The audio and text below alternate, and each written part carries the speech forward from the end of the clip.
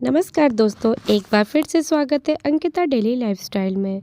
दोस्तों, एक बात मैं कहना चाहती हूँ कि अगर कोई इंसान अपनी गलतियों को छुपाकर अपने आप को सही साबित करने की कोशिश करे, तो इससे बड़ी मूर्खता और कोई नहीं हो सकती।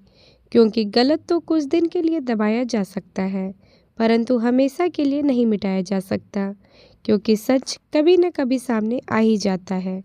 इसलिए मेरा मानना है कि अपनी गलती को स्वीकार कर माफ़ी मांगकर आगे बढ़ना चाहिए, न कि एक गलती को छुपाने के लिए दो और गलती करनी चाहिए।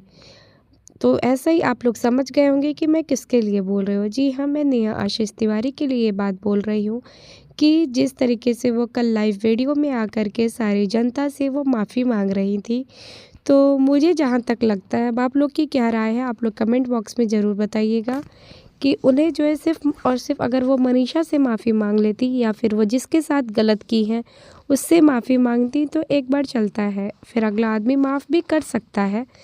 पर वो उन लोगों से माफ़ी ना मांग करके वो ये ऑडियंस से माफ़ी मांग रही है। अरे यार, ऑडियंस से माफ़ी मांगने की क्या ज़रूरत है?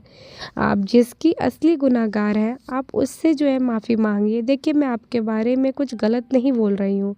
ठीक है, आप भी अगर आपसे भी गलती हुई है तो वहाँ सचिन से भी गलती हुई है। तो मैं तो यही कहूँगी कि आप लोग जो है अपने जो जिसके साथ गलत की हैं आप, उनसे आप माफ़ी मांगिए, ना कि किसी और से।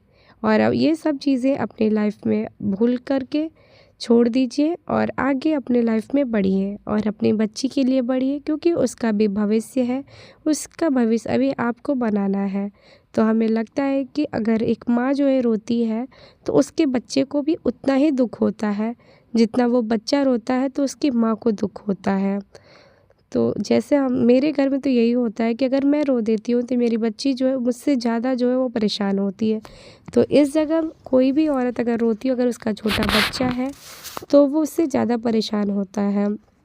तो अगर आपका ये रोता हुआ वीडियो आपकी बेटी देखेगी तो उसे एकदम अच्छा नहीं लगेगा। इसलिए अब आपको स्ट्रॉन्ग बनना है और ठीक है, गलती हो गई तो हो गई। आप जो है अब भी मनीषा से माफ़ी मांग लीजिए और अपना ईगो, अपना एटीट्यूड को अपनी एक जगह रख करके अपने लाइफ में आगे बढ़िए। कौन कौन मेरे इस बात से एग्री करता है वो कमेंट करके ज़रूर बताएं। ठीक है, अब जो है कि एक सिंगल मदर भी रह करके आप अपने बच्चे को अच्छे से परवरिश दे सकती है। उससे जीवन की हर तमाम खुशियाँ जो है आप उसको दे सकती हैं, जो जिसकी वो हकदार है। ज़रूरी नहीं है कि एक मर्द ही आपके साथ रहे तो ही आप उसको सारी खुशियाँ दे सकें। ठीक है, दुनिया में बहुत सारी औरतें हैं जो अकेले कितना ज़्यादा मुकाम जो हासिल की हैं। तो आपको फिर से उठना है और अपने बच्ची के लिए उठना है और आपको सब कुछ करके दिखाना है और उसकी खुशी के लिए आपको अब और ज़्यादा स्ट्रॉन्ग बनना पड़ेगा। और ठीक है, गलती हो गई, इंसानों से ही गलती होती है, पर आपका बड़कपन इसी में होगा कि आप मनीषा से माफ़ी मांग लें। मैं तो यही कहूँगी कि आप एक बार हिम्मत करके सच को स्वीकार कर लीजिए, इसी में भलाई है। वरना जब एक एक सच सामने आ जाएगा उतनी बार आपको शर्मिंदगी होगी और अंत में जब सच पूरा सामने आएगा तो फिर इंसान कहीं का नहीं रहता है। आप जो है माफ़ी मांग लीजिए और आगे बढ़ जाइए।